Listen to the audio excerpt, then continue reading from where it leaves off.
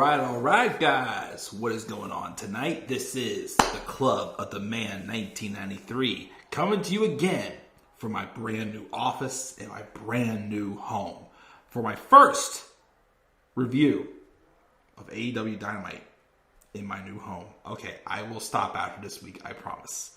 But we're going to take back last night's episode, the February 1st, 2023 edition. Man, January's already over. Holy smokes! As you get older, time flies faster. God, I turned 30 in like 8 months. 7 months. 6? I don't know. It's coming up close. It's scary. But we are here to talk about this past week's episode of AEW Dynamite, which took place in Dayton, Ohio.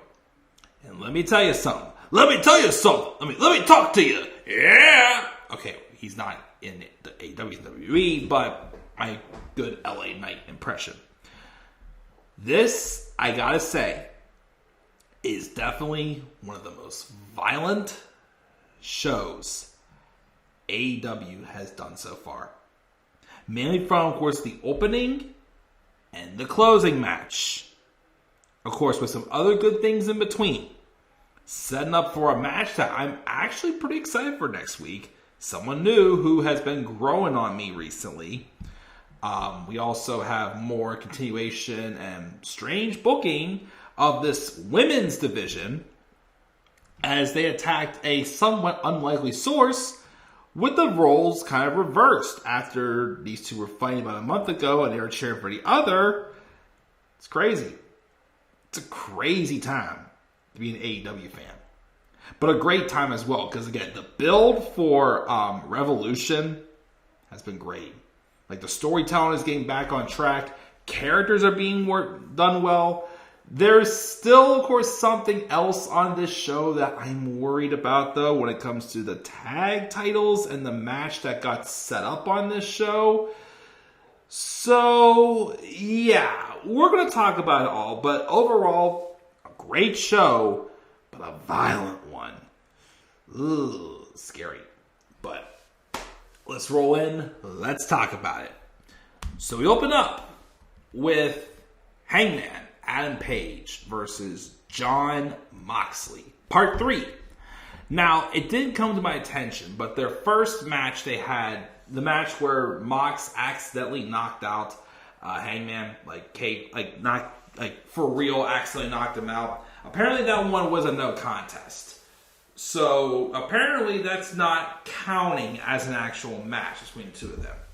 Which makes me believe they're probably trying to get to a blow-off match at Revolution with a stipulation. And it very well does need a stipulation. Because holy hell, do these men beat the hell out of each other. And let me tell you something. I, at this point, cannot tell who they're trying to make the babyface in this feud and who they're trying to make the heel. Because although I've been intrigued in wanting to see a heel Jon Moxley, because again, they've teased it a few times, like with this feud. They were teasing it right before he had checked himself into rehab. They've teased it several times. And I really want to see it. I'm really intrigued in the idea of a heel Jon Moxley. But there's also Hangman Adam Page, who's becoming more and more obsessed with how Jon Moxley stopped him from I think the reason why he's coming after Mox because of that concussion, Hangman forgot his own son's name or something along those lines, which is, of course, why he still wants to go after him. But man, oh man, do these guys just beat the piss out of each other every time they fight. Well, first, they brawled outside before the match even started. Then we have suplexes into steel chairs, fireman carries face breakers into the turnbuckle, avalanche Death Valley drivers at all. That can't keep either one of them down. But some great counters. I think we had a couple buckshot lariats in there. Dead eyes. God's last gift, which I believe was, I've heard, is Seth Rollins' finishing move on the Indie when he was Tyler Black as well. There was, of course, a pile driver done as well.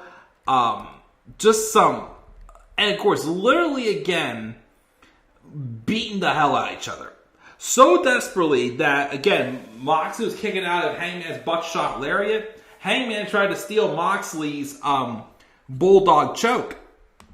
And of course, Moxley did get busted open this match, as they usually do. But off of reversing the bulldog choke, Jon Moxley sneaks away with the victory. Hangman won last time. Mox wins this time. Again, if they're not counting that first match they had before Hangman got hurt, they're 1-1. So meaning, hopefully, like a street fight, barbed wire death match, or lights out match or something at Revolution. Something big for Revolution. Because I don't know how much more violent these two can get with each other.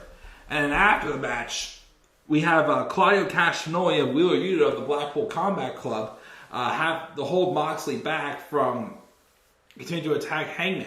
But Hangman drops down and does a push-up to show that he can still go and leave. So, they're not done. They ain't done. And I cannot wait to see what these guys do on pay-per-view. Because their matches have been phenomenal. So, we'll see what happens. We get a video package on tonight's match between Darby Allin and Samoa Joe for the TNT title. It's going to be no holds barred.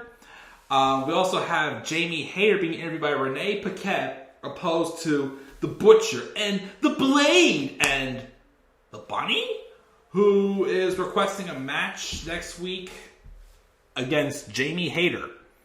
And Jamie accepts. Okay, why are you giving Bunny a title shot? But at the same time, we see footage on the Tron of Saraya and Tony Storm beating up Dr. Britt Baker. And basically, again, like saying stuff like, we're taking over AEW, this and whatnot, or something like that. Basically, again, it's like the rumored storyline that they're doing with this. Again, as I said the other week when they first turned Saraya heel, again, this rule of like, okay, you said you created this, but I'm the one who really started it. It's just rolling over. Again, it's basically what she was going to do with Absolution back in 2017. It's still strange, though, that they have her heel just a few weeks after she was the face in her feud with Britt Baker, and they've slowly done like a de facto face turn for Britt Baker. Especially last week when they had her distract Tony Storm on the ramp. Like, it was different.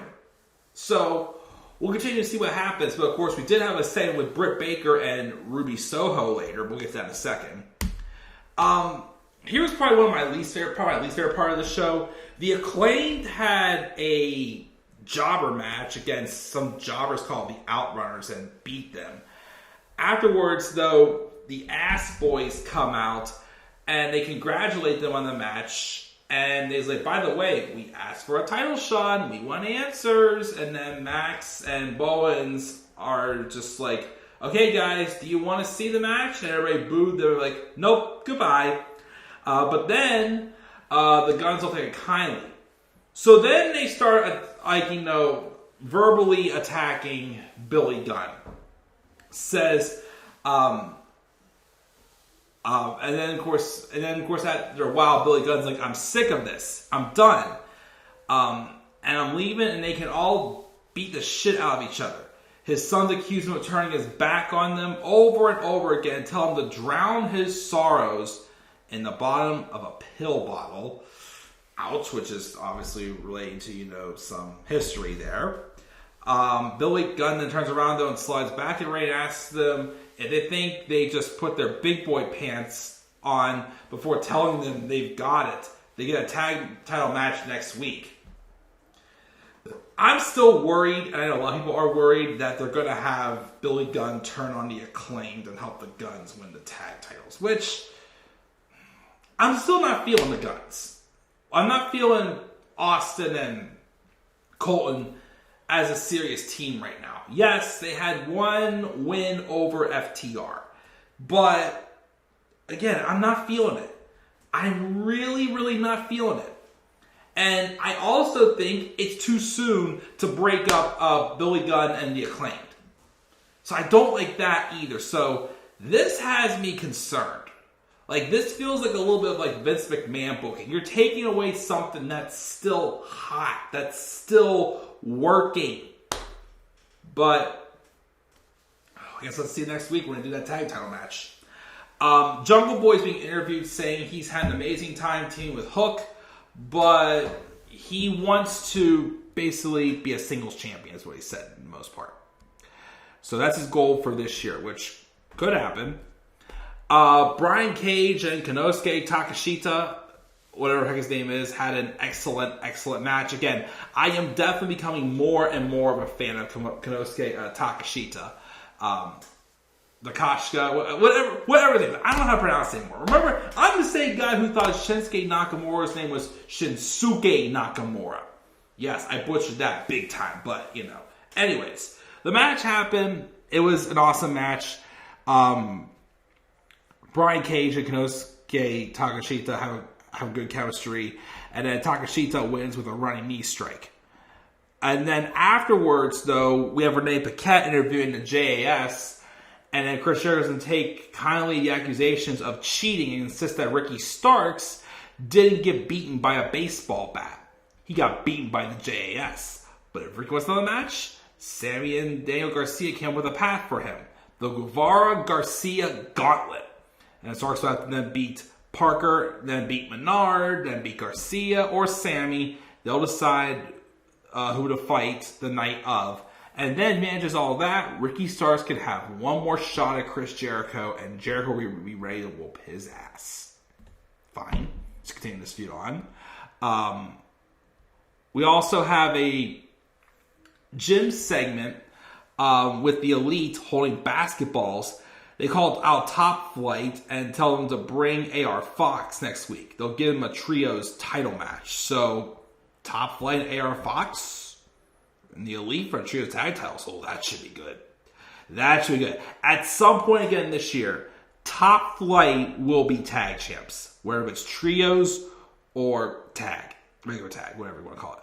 Either way, it's going to happen this year. Then we have The Firm coming up, and Stokely Hathaway asked to confirm they're not doing anything this week to challenge the Elite to a match on Rampage against Ethan Page, Matt Hardy, and Isaiah Cassidy. Talk about NFTs for a moment, but for no good reason before accepting the match.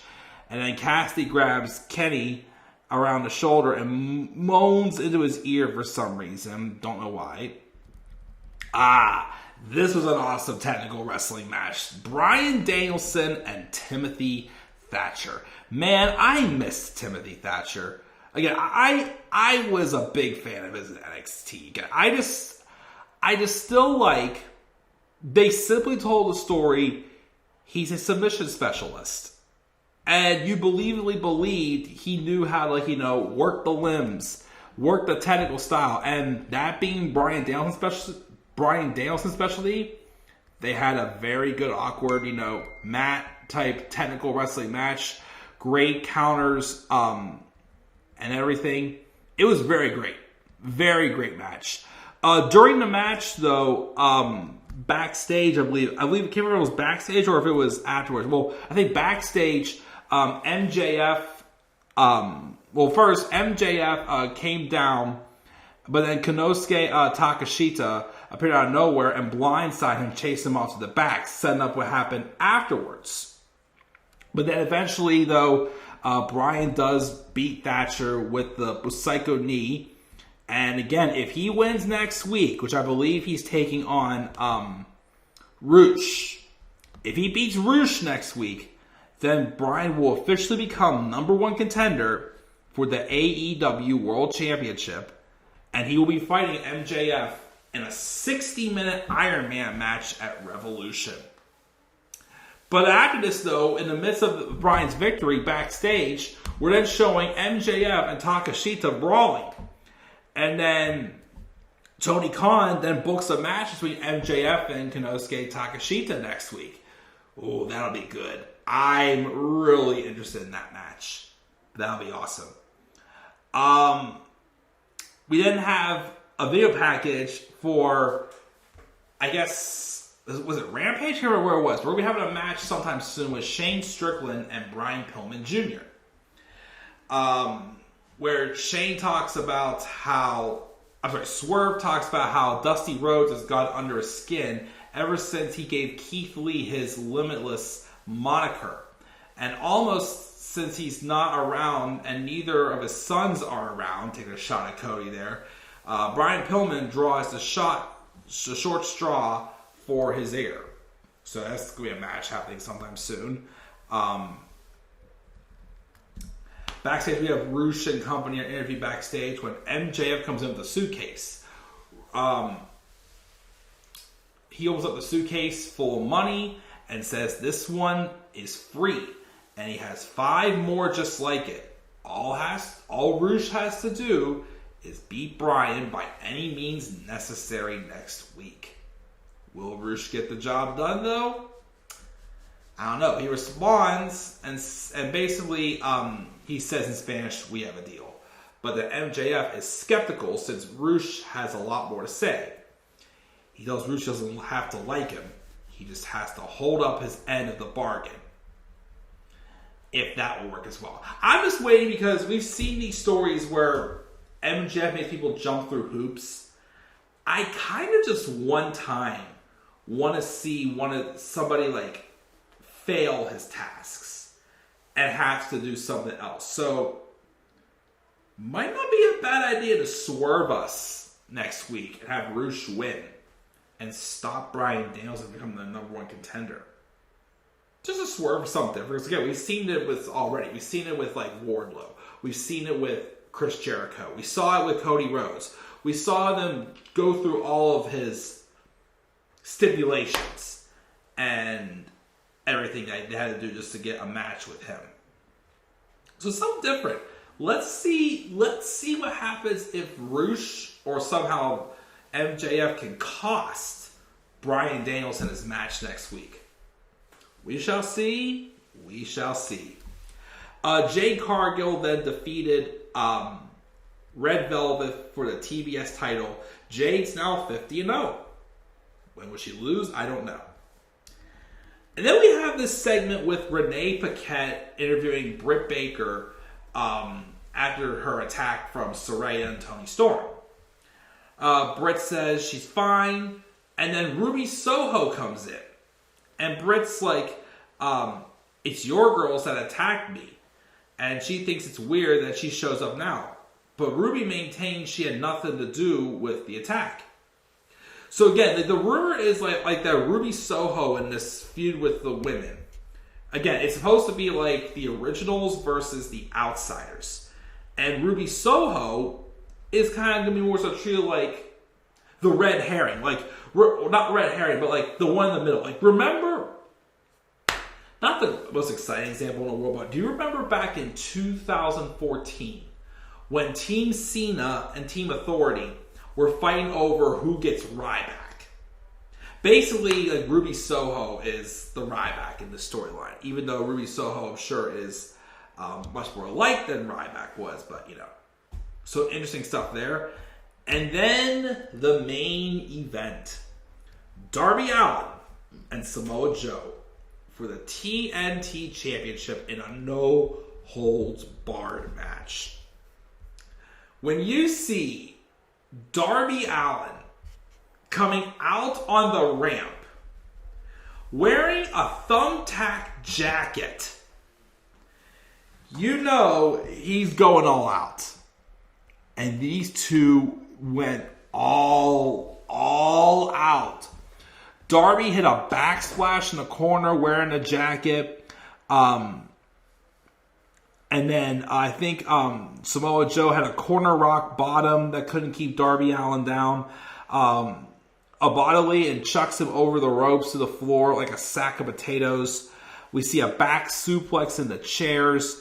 I think there was moments in the match where like, I think Darby, like, he went for, like, a coffin drop while he was wearing the thumbtack jacket. Joe kicked out of that. I think he got Joe to fall into a table and, like, bust his face open.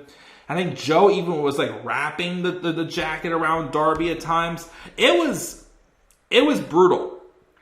There was power bombs onto the attacks. Like, these guys went all out. No pun intended. I mean, I would still maybe put either Omega and Moxley at Full Gear 2019 or Britt and Thunder Rosa's Lights Out match in 2021, I believe it was. I still put those probably over this, but this was brutal. This was brutal, and they beat the hell out of each other. The only nitpick I have that I thought didn't quite make sense. So towards the end of the match, Darby Allin does like cut like the ropes off of the ring for him to be able to expose the wood. And eventually, Samoa Joe does an avalanche muscle buster on Darby Allin. The problem though I had though was Darby still landed on the mat. Joe landed on the wood. And Joe still pinned him to get the victory. Now, again, I'm not upset Joe won. I thought Joe would win it back. I think they just gave Darby the title in Seattle because, one, it was their first time in Seattle. Darby's from Seattle. They wanted to give a big moment in a first-time city. I get that. So I'm okay with that. And I'm okay with Joe winning the title back. Because afterwards, Wardlow returned and they brawled, setting up probably an eventual one-on-one match between the two of them. Since Samoa Joe beat Wardlow in the triple threat match at Full Gear with Powerhouse Hobbs involved. But I did think it made sense, though, to have Joe get the pinfall after he does a muscle buster, but he lands on the exposed wood floor and Darby still lands on the mat. I thought that was strange, but we'll see what happens. The rumors are still, again, that Sting's supposed to be retiring this year, and Darby's going to be his last match, so they may turn Darby Allin heel, which honestly, I'm not opposed to. Again, Darby's been a face since the beginning. Yes, he is the modern day Jeff Hardy, and Jeff hasn't been a heel in, 20 years? But not opposed to giving Darby a shot as a heel. He very well could work as a heel. But we'll have to wait and see, of course.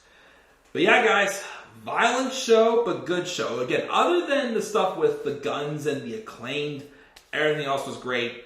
I gave this show a B+. A B+ for Dynamite in Dayton, Ohio on February 1st, 2023. We are about a month away also from AEW's Revolution.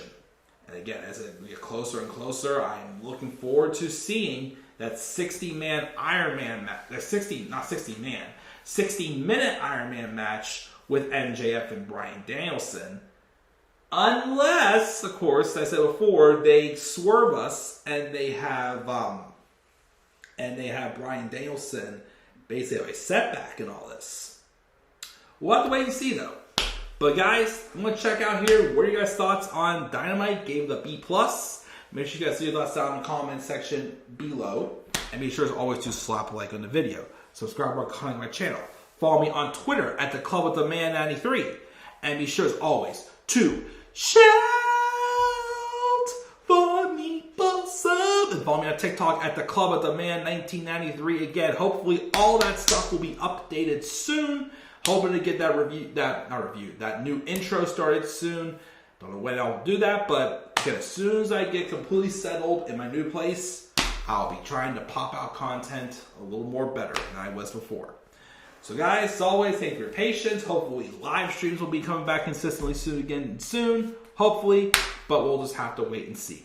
So until then, guys, I'm checking out. I'll catch you guys all later, and have a great, great rest of your evening. Stay safe out there, everybody. Peace out, everybody. Yeah, no, I will surprise. There's no